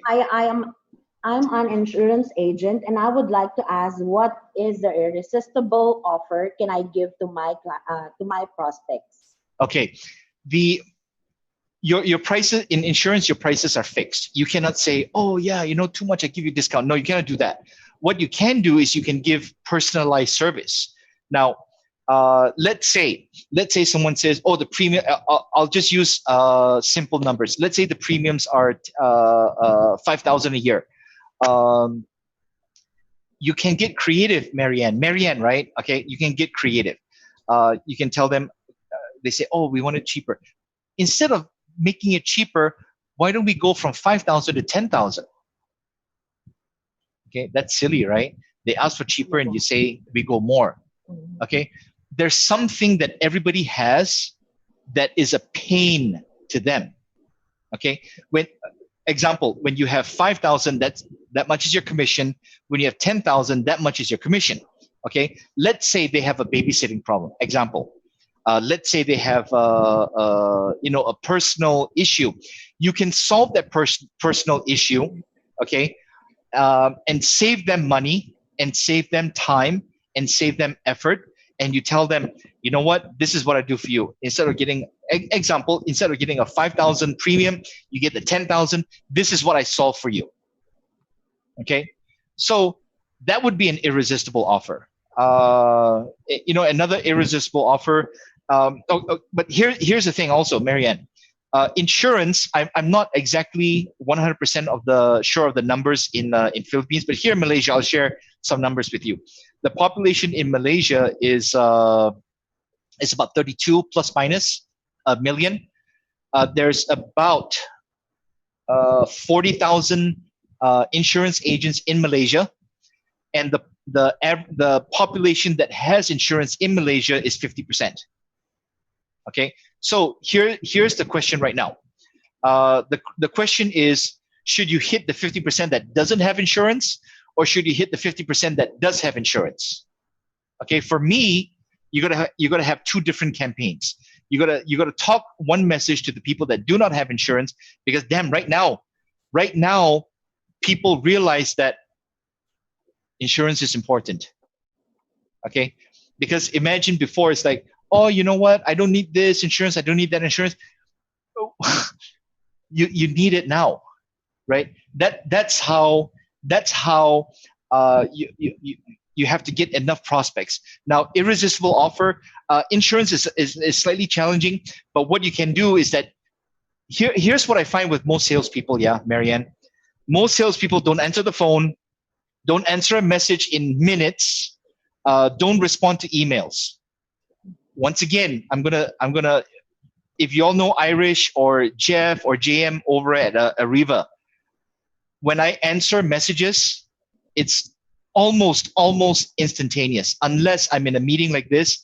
But I always answer every message within 2 hours. The irresistible offer you give to your clients is that you answer them in a very, very, very timely manner. Okay, that by itself would set you apart with a whole lot of people. Okay, Irish, do we have the next question? Yes, we may I have. have the question? Ask the question. No? Go Sure, ahead, Sir Vincent. Yes, that's mine. Okay. Sir, I'm asking about real estate right now because I'm from a real estate company here in the Philippines. I'm from Right. Federal Land. Awesome. Right now, I've heard of Federal Land. Yeah. We have awesome properties in development right now. Right. I'm having a big problem about in this situation right now because we're about hit the 1 month lockdown here in the Philippines. I think it might go longer too. Yeah, that's a problem then. All of my clients have already given their thumbs up, but yet again, their conditions are they have this lockdown has to stop. And right. Also, and can you help me in having a breakthrough in because especially online, I have an online thing when I make presentations. I have my presentations yet. When my clients ask for the computations and everything else for that certain properties, that's it. And then I follow up, then nothing. Okay. Is it is real estate in a bad situation right now? Because I really want to know. Well, not just real estate, Vincent. It's every business, isn't it? Except certain selected ones, right? Here's the thing. You explained that you did your online presentation and then you asked this and then you follow up. Here's what I suspect. I suspect that you're not asking the hard questions. Okay? The hard questions like, if let's say we were able to do this, would you proceed with the deal? That's a hard question to ask. It's a hard question for you to ask, but it's a very professional question because let's say you give them something, would this interest you? They have to answer yes or no. Okay. If the answer is yes, great, let's proceed. If the answer is no, I'm surprised. Why not? Right. Here's the thing, Vincent, we're not asking the hard questions enough. We were never asking the hard questions before, and we're definitely not asking the hard questions now. You see, that comes into that plays into the complacency that we had before all this happened. It's like, we just go with the flow. I'm in this business, I'll do this and I do that. If they want to buy, they buy. Now,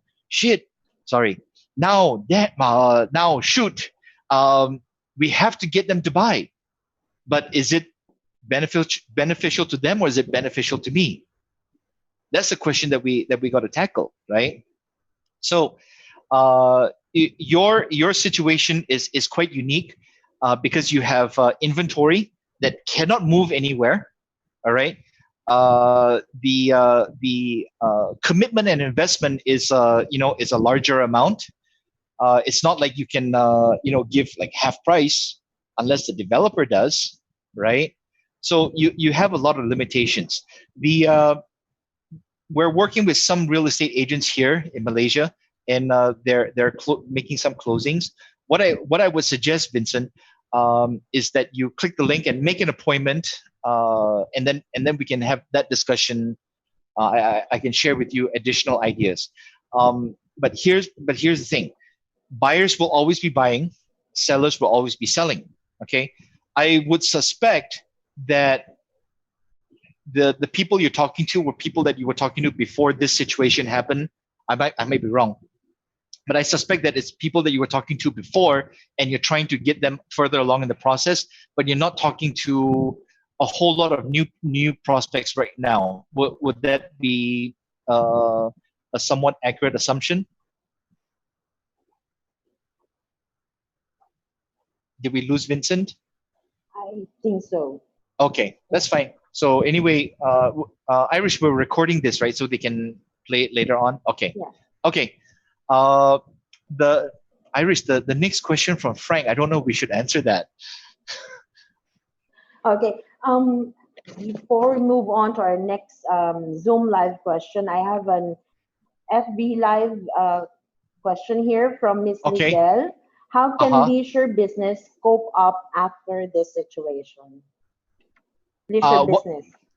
I'm sorry, future business? How can leisure business cope up with this? Cope up after this situation. Okay. I'm not 100% understanding the question. What I think is is she asking if how can we be sure that business will go up after we finish this pandemic thing? Their company is on leisure. Okay. Well, you know, travel, hotels, hospitality, that's taking a hit. One of the things that you can do is that you can, I'm not exactly sure what kind of travel, but you can, we actually have one travel agent that we picked up as a client last week. All right.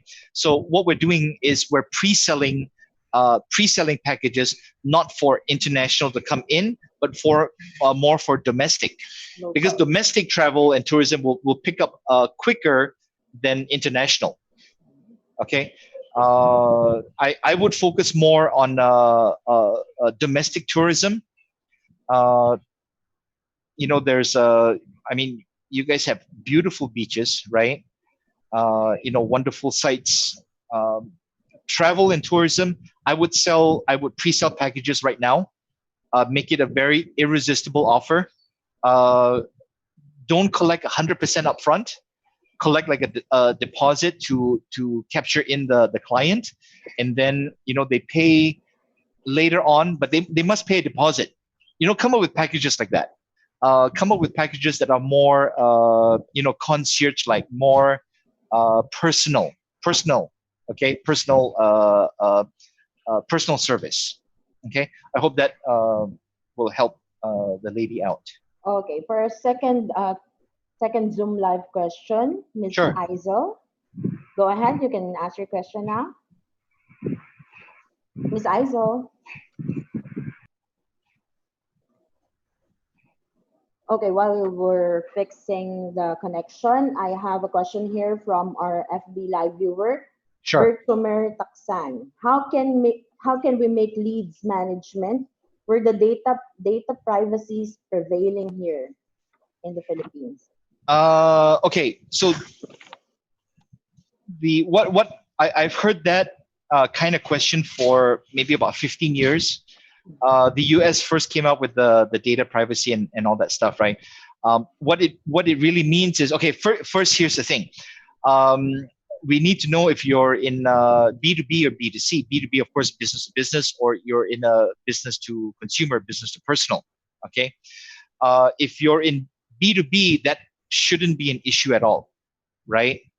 I'm not fully aware of the laws in Philippines on that, but what I suspect is that B2B, you'll have less restriction. Now, when we talk about the calling, and we talk about the emailing, and we talk about the social media, that's why we say we have two categories: the online and the offline. The online is more of them coming to you, and then the offline is more of you going to them. Okay, so regardless of any data restrictions, any privacy restrictions, you know, we can use either one or the other, or a combination of the two, to get people to reach out to us. You see, if you do your things right, if you do your target prospect right, if you do your intake, you do your landing page right, you really have no shortage of people reaching out to you and saying, hey, this is interesting to me, can you tell me more? Okay. I think we're ready now for Ms. Izel. All right. Ms. Izel, are you ready now to ask your question? Nothing. So what about Sir Sean Philip Tan? Hello, good afternoon. Okay. Still no. I have a question here. How are we going to do sales even for clients with no operations as of the moment, in line with their compliance to the orders of the government? Do we have any indication of an industry? No industry. I'm sorry, sir. Very hard to answer that question because we don't know really what industry we're talking about. When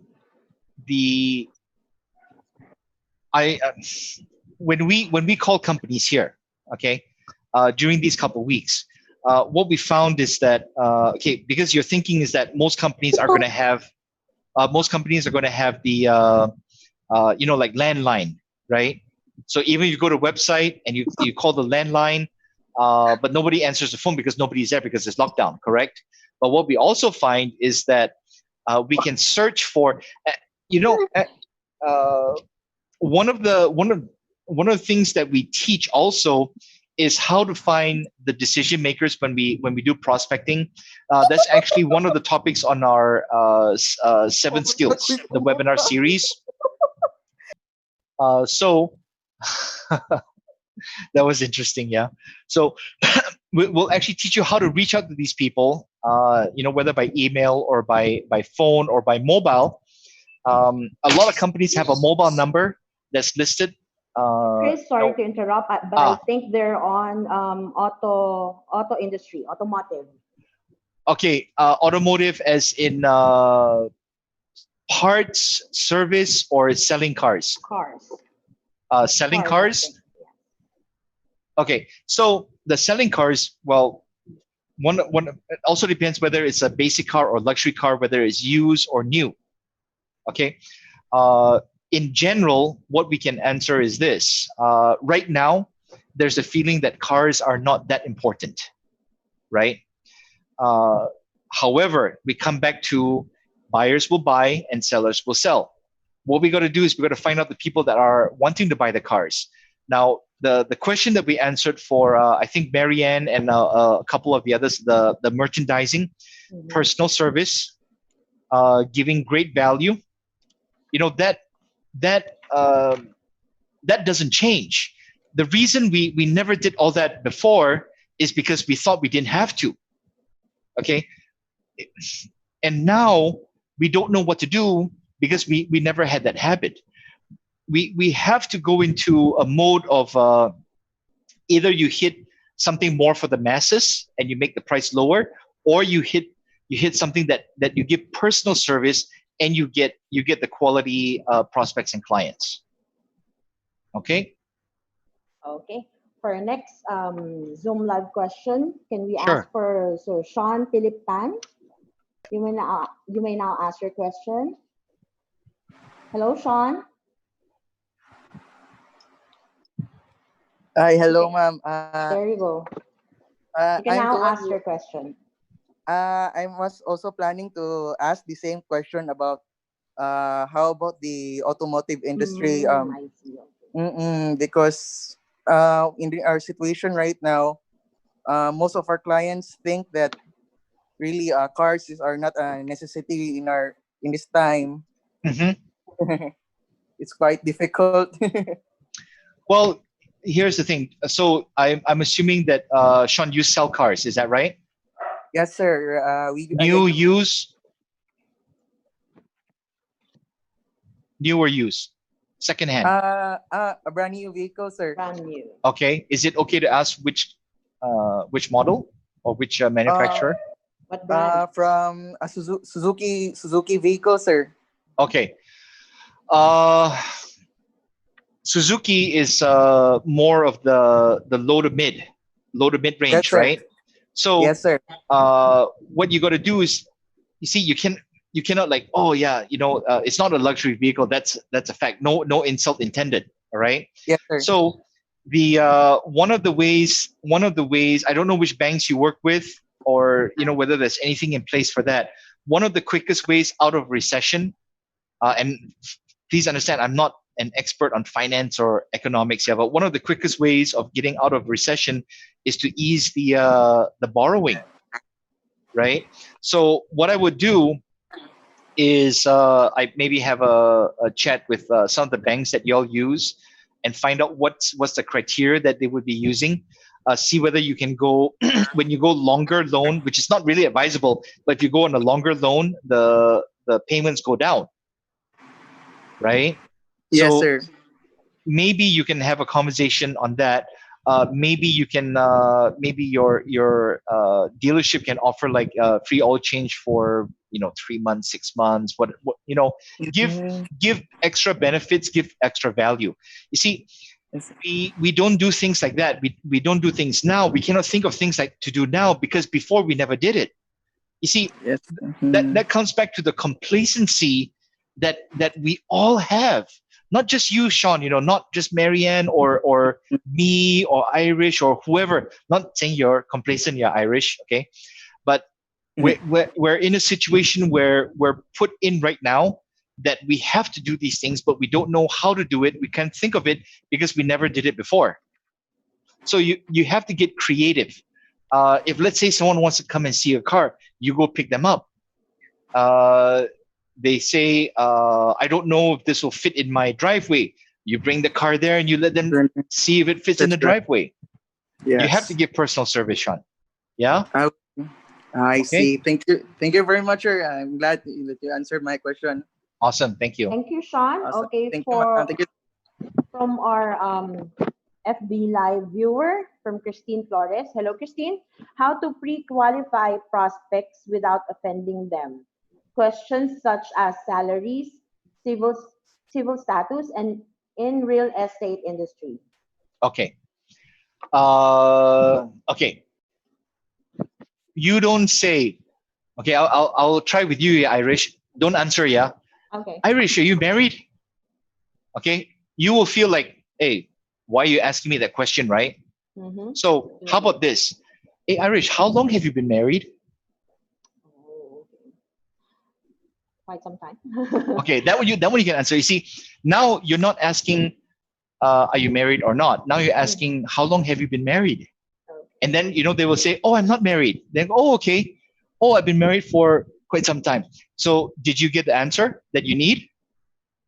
Right? It's not offensive. You see, we don't know how to ask questions. That's the problem. Something, no offense to anybody, but something as basic as like trying to find out what's your monthly salary, what's your marital status, where do you live, what kind of car do you drive? Asking these qualifying questions. It's not, hey, are you married? No, it's like conversational where, hey, Irish, how long have you been married? Then it's a conversation, not, hey, are you married? What, taking notes or not like that. Okay, I hope that example answered that question. Okay, can we answer last 3 questions, sir? Sure. Okay. We can go a bit longer if you guys want to. Okay. From our Zoom participant, sir, my question is, in the midst of COVID, we don't have sales due to people here in the Philippines. Priority is food or basic commodities instead of purchasing bags, cosmetics, for we are in a direct selling company, Sophie Paris, Philippines. How can we manage this? We do sales call, but they always answer no time for that. We need food. Any advice? Okay. The first thing is them saying no time, that's a lie. Right? Everybody has time right now. Correct? So you're targeting the wrong people. If you're always hearing the no money, no time, then you're targeting the wrong people. Okay? Or you're saying the wrong thing. You're trying to pitch up front. Okay?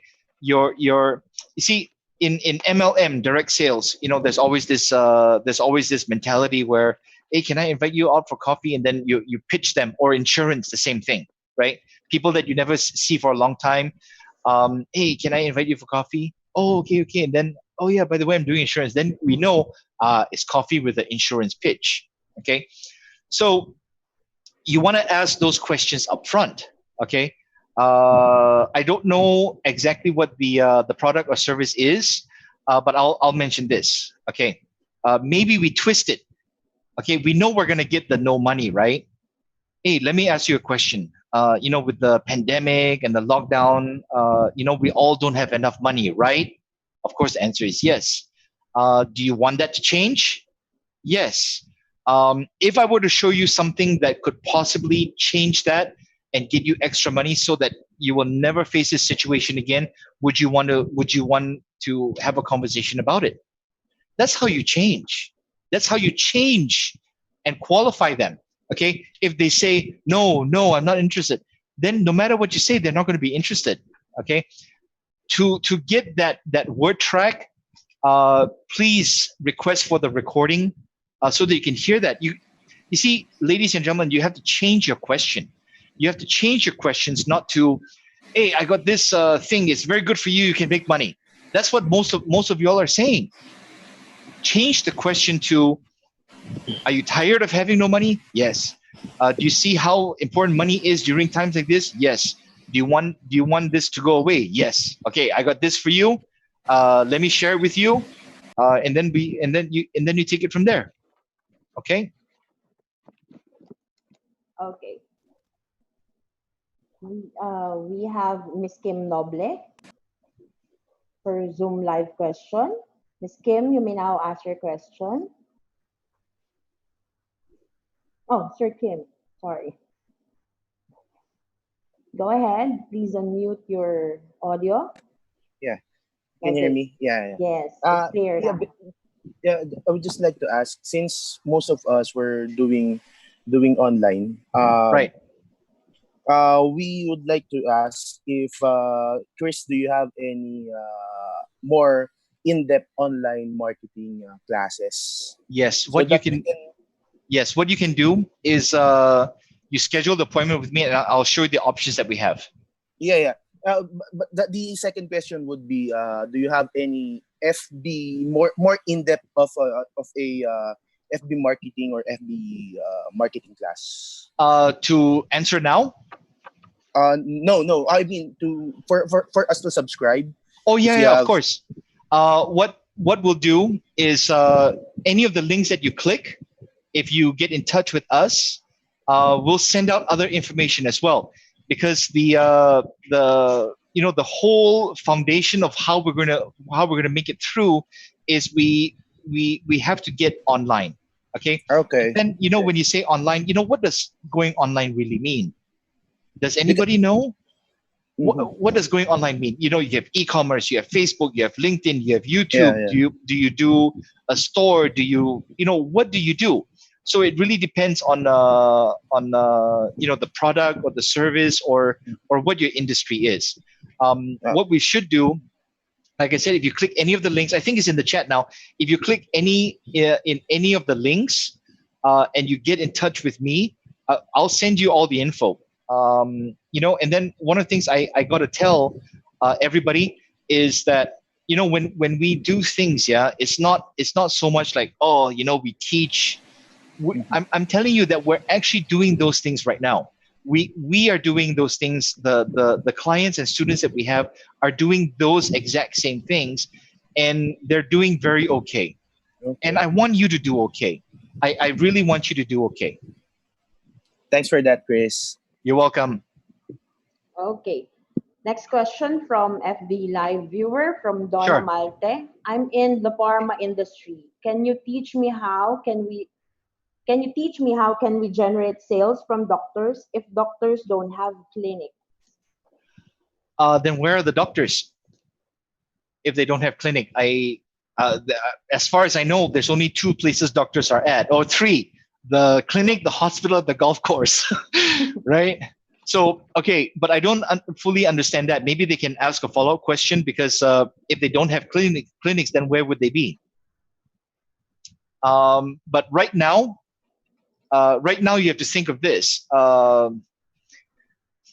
You have to think that doctors, medical, armed forces, police, officials, is probably not the right time to hit them up as prospects.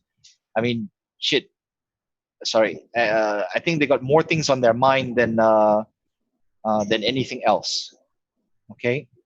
They are our heroes nowadays. Right. They are the frontliners, and we salute them. Okay, for FB Live question, another FB Live question. John Leo Ison, I'm sales in distribution of construction materials. In your own opinion, what is the best support we can give to our customers in a win-win situation? Okay, construction materials. Let's see. Irish, can I get the question one more time? Okay, hold on. Yeah. He is into sales distribution of construction materials. In your opinion, what is the best support that they can give to their customers in a win-win situation? Okay, we got to know if the customers are more like consumers, like residential, smaller contractors, or whether it's developers and construction firms. We got to know the two.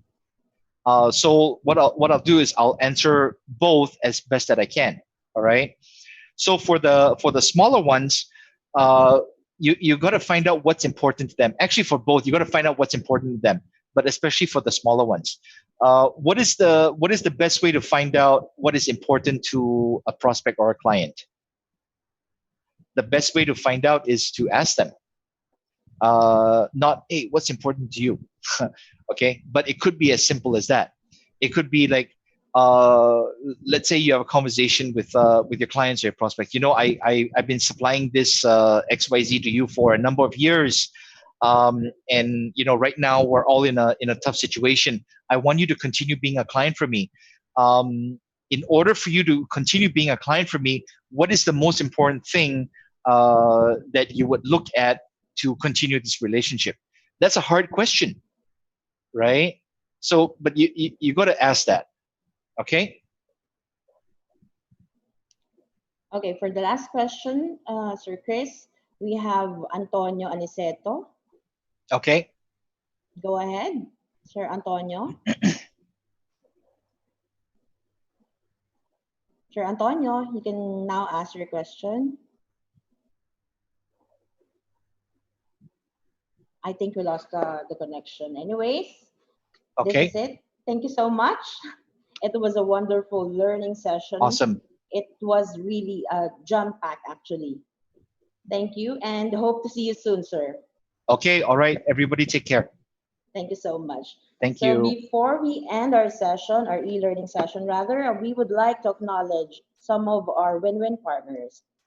We would like to thank our official media partner, Art Plus Magazine, digital media partners, Focus Media, Globaltronics, CD Advertising Ventures, Outcome, Elevate Media. For win-win partners, thank you to Brother,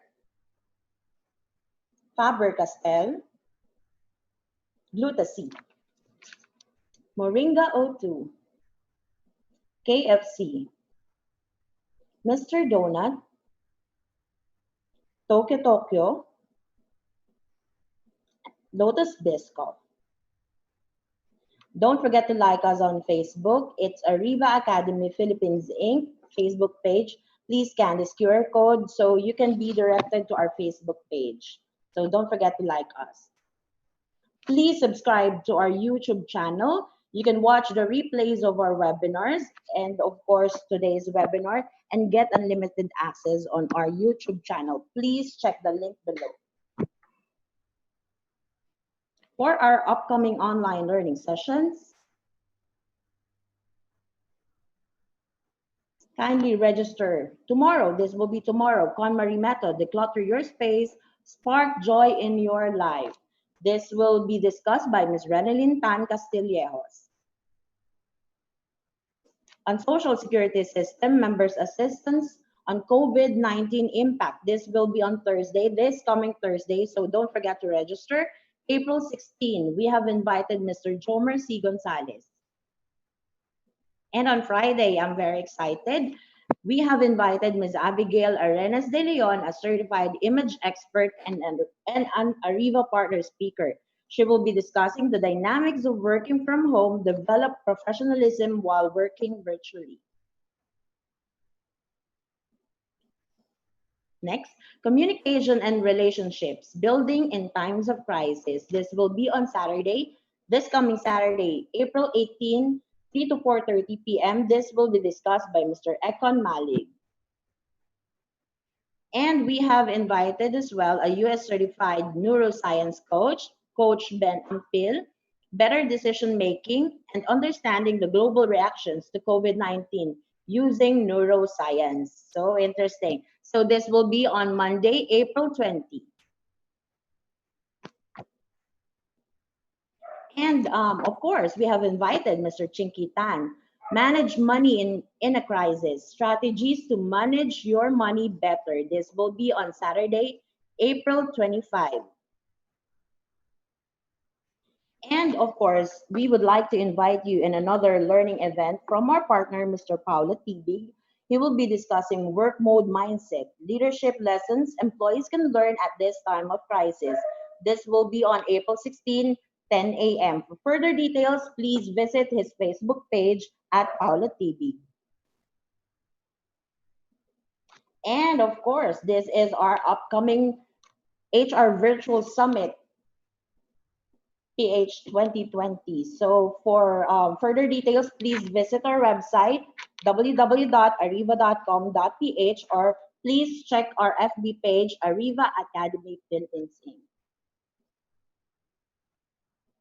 If you want to customize an e-learning exclusive for your company, please do reach me at 0916-695-4418 or email me at irish.arivaacademy@gmail.com. And that's it. Before we end our session, we would like to greet Mr. Dan Sibukaw from Stars Division. Happy birthday also. So see you tomorrow. This is Irish Malonda once again saying in Ariva, it's all about being better, keep safe, and stay home. Bye-bye.